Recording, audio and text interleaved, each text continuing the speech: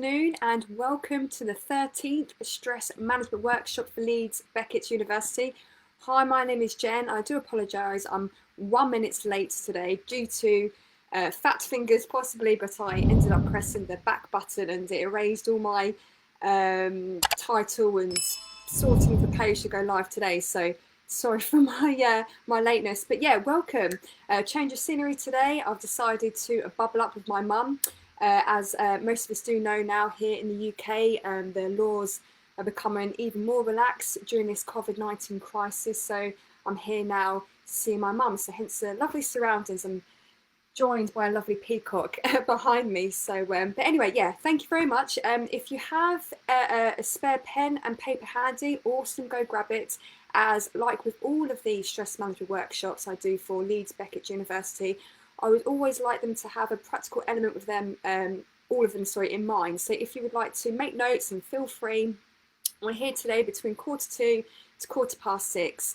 And actually today's topic might be close to your heart, as I know people have been struggling, you know, here and there throughout the whole 3 months of possibly disruptions in their sleep, where people have been experiencing bad sleeping patterns. And it's obviously with good reason as well, because we've had a lot of things to deal with, and with most people knowing, the COVID-19 crisis has presented different challenges in many different ways for many different people, and sleep, I know for myself and for others, has been affected. So this workshop is for you if you have been struggling. So as mentioned, this is the 13th one. I have done 12 before, and I won't go through all of them. However, I have included in the description box the titles of all those workshops, along with the link which goes to my YouTube channel, and I've actually uploaded all the workshops, so you can actually backtrack if you wish, go back to one of the previous stress management workshops, and feel free just to browse through all those titles and see which one you might need right now, depending on where you are and where you feel in your current situation. But I always suggest the most important one I feel that I've done in this whole workshop series for stress management is the first one, week number 1, and that is the Are You Stressed assessment. And the question, are you stressed? Very ambiguous, obviously, and stress can play a part in most people's lives, especially in a situation like we've all been dealing with recently, the COVID-19 crisis. However, stress can affect different people in different ways, and you may not even realise you are stressed. However, if you have been managing stress, I feel for you. A lot of us have, again, in many different ways. But if you leave stress unchecked, this is when it can have a huge impact on your mental and physical health. So if you have been noticing changes, or you haven't been quite yourself recently, or maybe it's become such a new normal to you that you're not sleeping well, that you're not eating well, you don't feel that motivation, you have reservations about going back to work, you're a bit short of yourself and others around you. Basically, if you just feel, if you've had quite a change in personality, or just changing your behaviour and how you approach things, just go back to week number 1. Let's just see where you are with your stress levels. And I always suggest, if you are scoring over 14 points plus, not for you to be alarmed in any shape or form. However, it is definitely a sign for you to start making changes. And if you need help in any way, then please reach out. You can catch me here on Facebook, or you can catch me, you know, via the Leeds Beckett fitness page. I've actually been through stress before, on a very sort of extreme scale, through business burnout, and I have got myself out of that using natural resources. And this is why I'm here, letting you know that you do have the support if you do need, you know, to reach out to someone. And you also have the brilliant timetable from Leeds Beckett University. Their fitness schedule is absolutely brilliant. I'm an advocate of obviously keeping fit, healthy, and strong, especially through this COVID-19 crisis. And I always encourage 4 natural resources: cardio, strength, balance, and good nutrition. Cardio strength classes, again, head over to the Leeds Beckett fitness schedule. They've got so many classes around these 2 natural resources that you can implement into your life. Balance, I see as something that you need to work as an internal type thing, so based around meditations and personal development.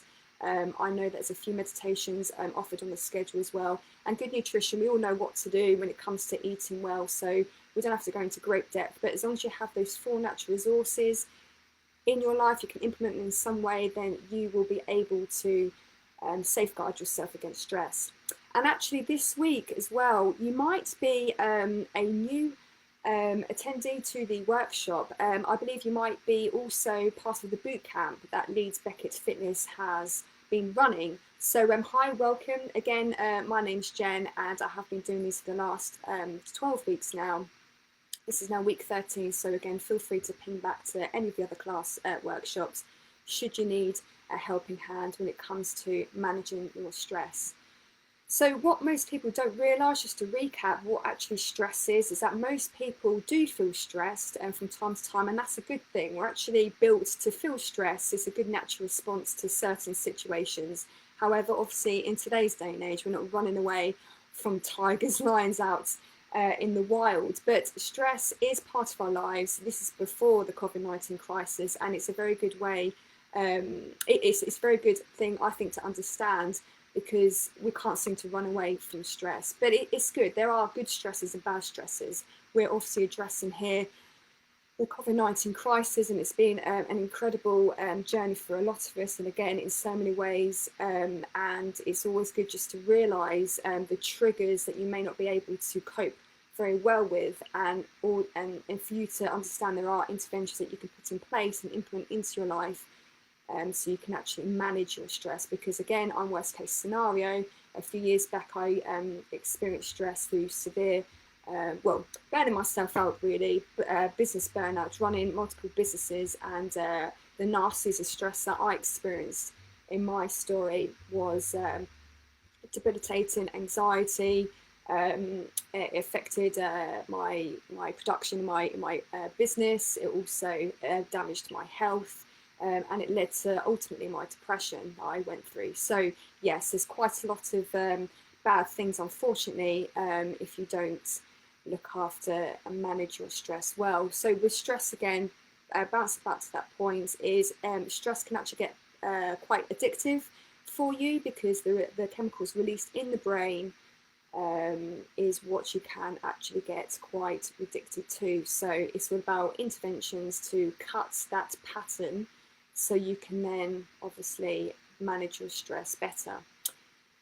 So without further ado, today is 17 proven tips to sleep better at night. Now, raise your hand, feel free to add any comments below. I can't actually see my comments, unfortunately, with the interface I'm using on my desktop when it comes to this Facebook Live, but again, I can read this after. But if you want to, maybe just raise your hand if you haven't been sleeping too well during the whole COVID-19 crisis, or maybe you've had bouts of insomnia before. I'm sure we've all, at least once or twice in life, experienced that troublesome period of lack of sleep. Just let me know if you have, and I feel for you, because there's nothing worse than a bad night's sleep, and then you have to carry on about your day the following day, and it just feels like life and your day just becomes 10 times harder, doesn't it, if you don't get that good night's sleep. So these are actually proven sleep tips to improve your sleep at night. There is an article that I've based my workshop around.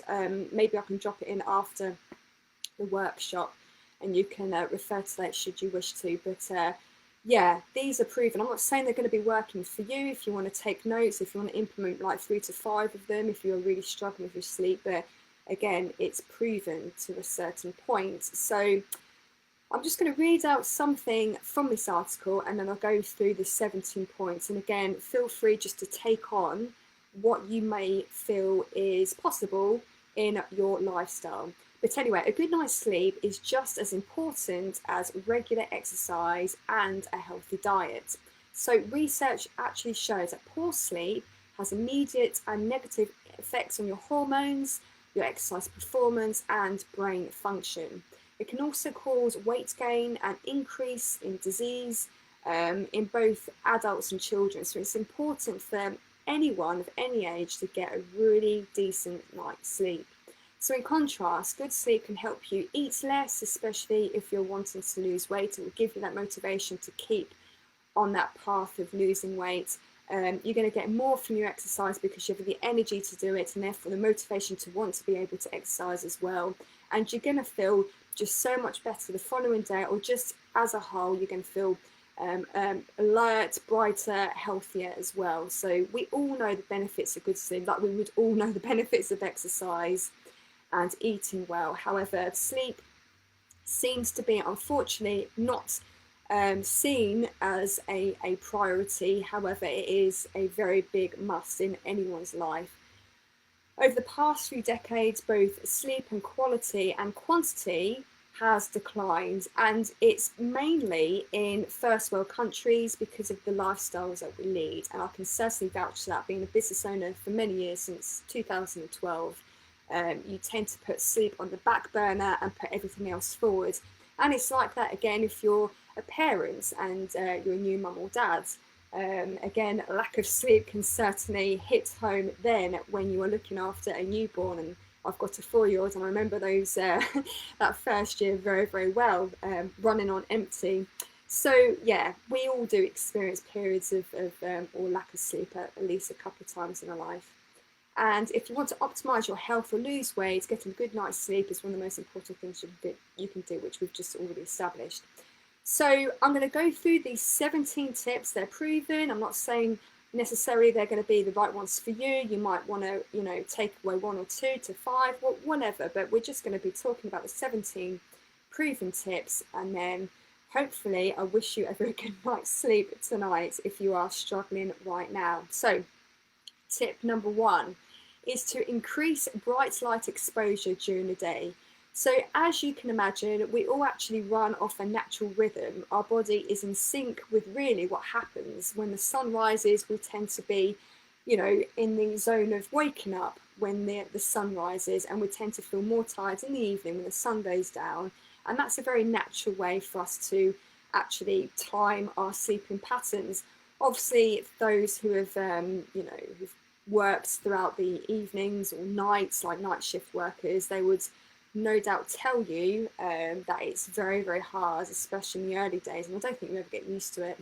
That's been reports back from my friends and family who have done night shifts before. But yeah, working through the night is not really something we're very good at as humans. We have to sort of fight through it. And a lot of people that do work throughout the night on night shifts, they tend to describe it as that feeling of having jet lag. So for those who have done long journeys before, who have experienced the classic jet lag experience when flying, and that's quite a similar thing. So it's always good just to time your sleep if you can, obviously around being awake during the day and then obviously sleeping at night time. So if you are, just really experiencing poor quality of sleep in the evenings, just try and be awake and as alert, and especially expose yourself to bright daylight as much as you can throughout the day, because then by the night time comes, your body's going to realize it's now time to wind down. So if you're getting up in the day and you're not going out, I would suggest you go out for a walk, get your body into that mode of feeling awake. At least open the curtains if you can't get out. Let's say it's raining outside or something, but just try and get that exposure of daylight to activate your body, get it in its awake mode, and then obviously by evening should be easier for you to feel tired and start shutting down for sleep. Number 2 is reduce blue light exposure in the evening. Now, what is blue light exposure? Well, if I just grab my phone, this thing, be honest, when do you turn this thing off? How long before you actually try and sleep? Is it 5 minutes before, a minute before? Are you setting your alarm, or checking your messages and then trying to sleep? Or are you very good and you are putting all these devices away between 1 and 2 hours before your head hits the pillow? Because that is when you are going to be in a good position to sleep better, because you are not exposing yourself to that blue light that you can find on your devices. It's the blue light that emits from your iPads, iPhones, Macs. I mean, don't get me wrong, I'm not here preaching, because I'm an absolute nightmare when it comes to working in the evening. When my little man goes to bed, that's when I tend to flip up my Mac, and that's when I start to work. And I do struggle to, you know, give myself at least an hour or two off before hitting that pillow, turning off all my devices, just because I've got other commitments and I need to be online. But if you can, if you are, obviously this is for those who are experiencing poor sleep, try and just give yourself at least an hour before your head hits the pillow, time away from your devices, your electronic devices, to reduce that blue light exposure. Yes, tip number 3 is to, and some of these are going to be quite obvious, you know, however, it's just good to become aware. But number 3, as a proven tip, is to not consume caffeine late at night. And, you know, we've been out for a meal in the evenings and the waiter, waitress offers you coffees, espressos right at the end, and it sounds great on paper, but at the end of the day, yeah, if you're not used to drinking coffee either, coffee, caffeine, even in tea, is going to obviously help you stay awake and alert for longer. I remember doing a challenge a few years ago for my clients at the time.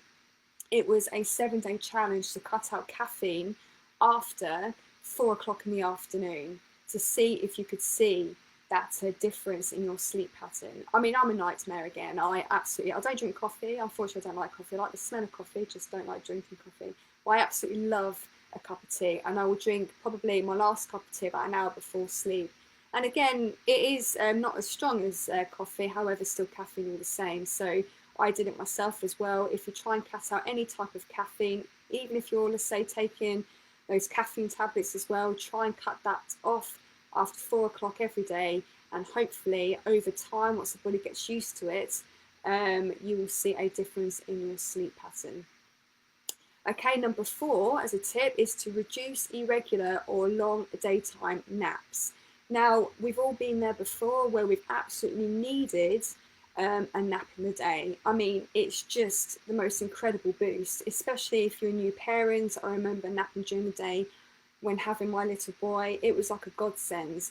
However, it's needed obviously at that time when you're a parent. You just need to grab a sleep whenever you can. And I've also been in the office as well, working in the corporate setting. And I just remember, in particular in London, when I worked in London, it used to be like that 4 o'clock period where I'll be sitting at my computer and I would have given anything for a nap. And if you're just in that routine of just napping throughout the day, then I always suggest a 7-day challenge. 7 days is a long enough period of time for you to, you know, or for your body to get used to the change that you're trying to implement into your life. Try not to nap in the day if you're struggling in the evenings, you know, to sleep. So even though they're like the best things ever, that daytime nap, try and cut it out. And it's hard to like break through that real sort of like tired periods in the day, and mine was always 4 o'clock. But once you break through and you know, fight through not sleeping, then you'll find that your sleep in the evening and at night time does improve. Okay, tip number 5, try to sleep and wake at consistent times. Now, obviously back in the day when we're out doing the whole caveman and woman thing, you know, we had no job to get up and be at, you know, at a desk for 9 o'clock. We had no school runs to do, and really, we've been programmed as a society in the West to have 8 hours of sleep so then you can work throughout the day, Monday to Friday. So naturally,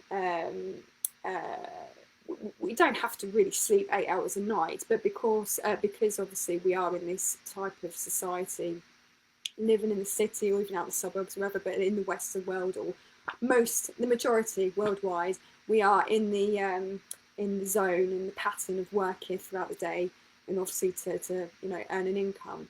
So yeah, it's always good to, if you think of your body as a machine, you're just training your machine.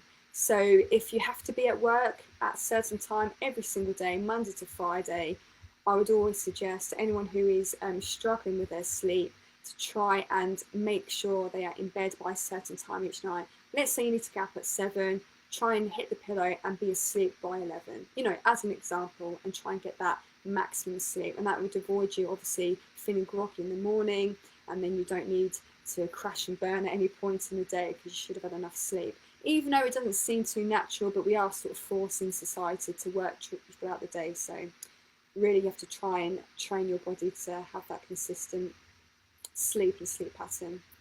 Now, again, as a proven tip, this is tip number 6, take a melatonin supplement.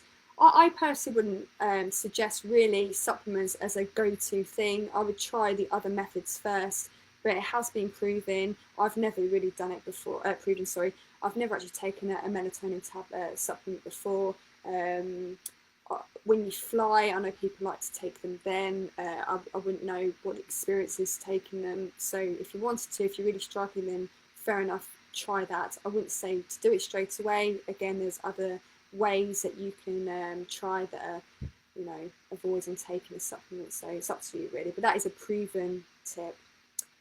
Tip number 7, consider these other supplements. Now, if you were to Google sleeping tablets, again, I'm not for taking tablets, I'm just saying these are proven methods.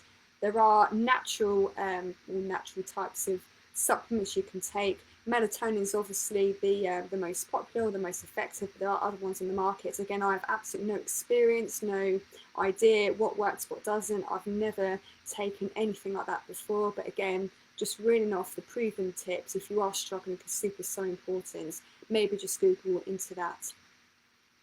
Okay, proven tip number 8 is alcohol. Most of us can imagine that alcohol has a huge impact on our sleep.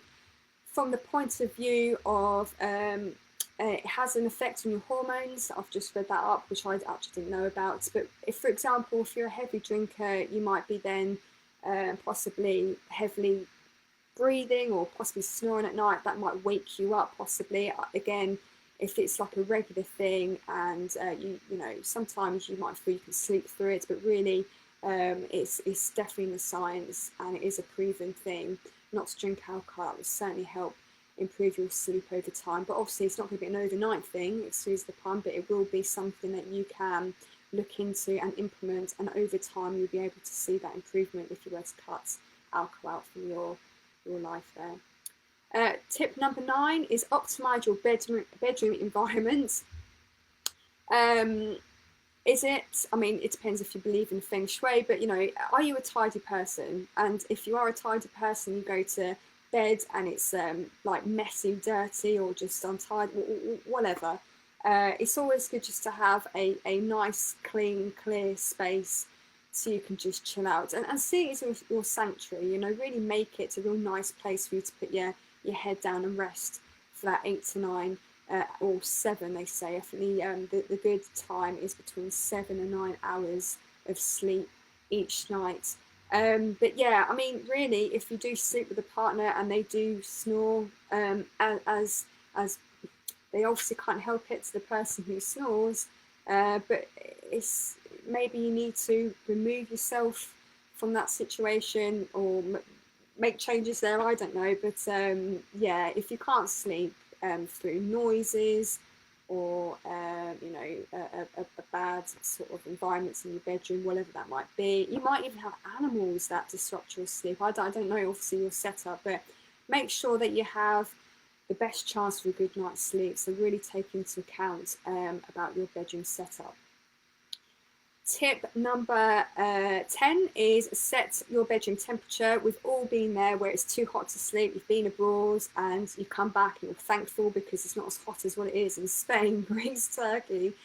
However, we can get some warm days here in the UK, and it's good to, I think, just have that go-to radiator if it's too cold, go-to fan if it's too warm, or just try and set a thermostat and just have a real cool bedroom temperature. And for us ladies, sometimes we can have hot flushes depending on our cycle per month. But again, just maybe try and think about the clothing that you're wearing when you do go to bed. That might have a certain impact on your sleep.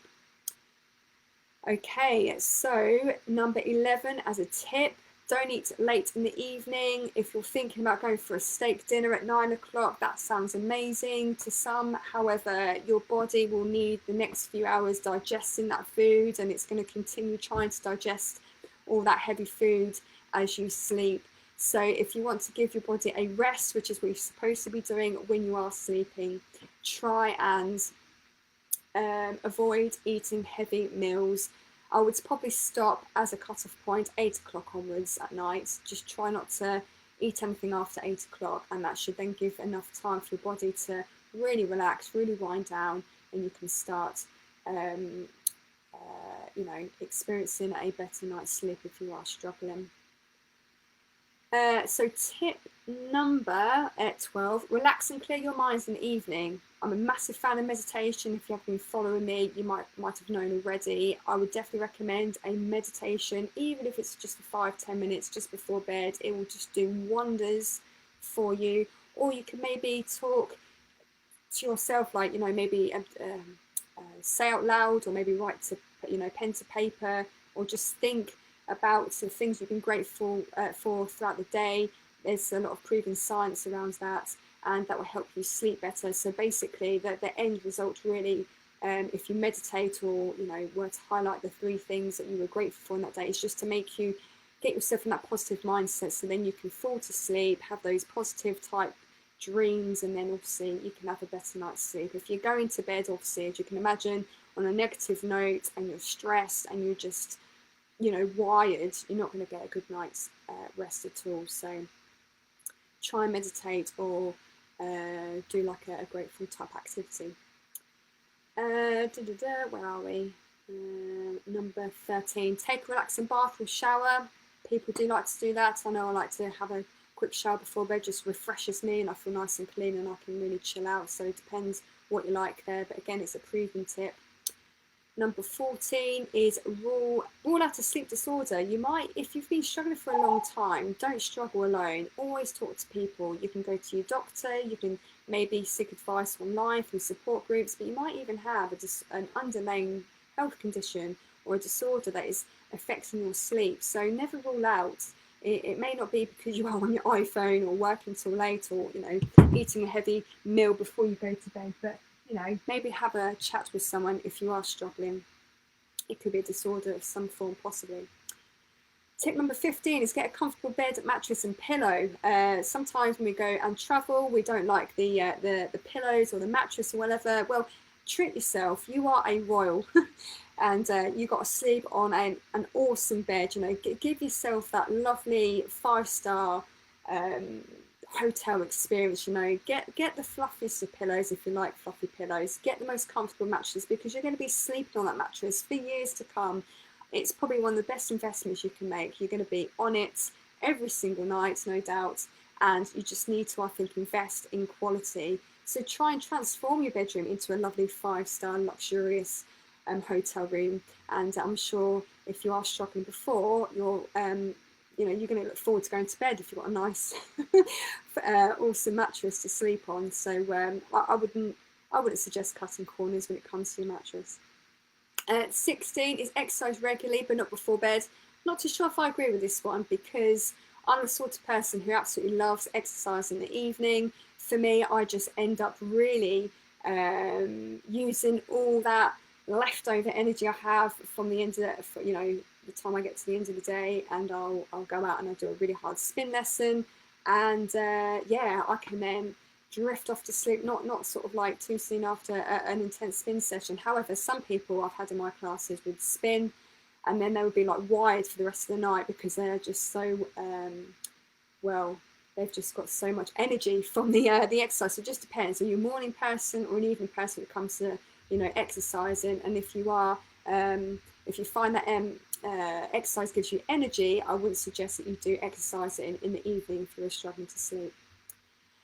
And number 17 is don't drink any liquids before bed. There's nothing worse. You've just fallen asleep, it's about an hour into it, and you've woken yourself up because you need to go to the toilet. And it's hard, especially for people like myself who love drinking tea, and I should really cut that out a few hours before bed, but I don't. I always grab that last cup of tea before I go, but definitely not worth your while. Cut out your drinks. Definitely keep the water, but to a minimum amount if you just want to have an unbroken sleep for those sort of 7 to 9 hours. And there are the 17 tips. Let me know how you get on. Which ones are you going to implement? 1, 2, possibly 3 or 5 tips? Let me know. And if they've worked for you, awesome. Feel free to share in the comments box below. It is quite a thing, not being able to get a good night's sleep, because as anyone can relate, it really does affect your mood, your food choices, your motivation to go to work, your motivation to want to exercise. So really, it's all about reprioritizing and really put good sleep at the top of your list. And with these 17 tips, I'm hoping you can have at least a few to walk away, implement, and hopefully you can see some results. Because again, we've just been through a real uncertain 3 months, again, for good reasons, for bad reasons, for whatever reason it is. We've all been affected in different ways, and sleep is just a gift you can give to yourself, because there's nothing like a good night's sleep followed by a day of just feeling great and refreshed. So again, feel free to reach out if you have any questions or you need some sort of support in any way. I've been through a lot of sort of negative impacts when it comes to stress, anxiety. I've had bouts of insomnia. So again, I'm here to help should you need it. But thanks for listening. I really do appreciate it, and I will see you next week.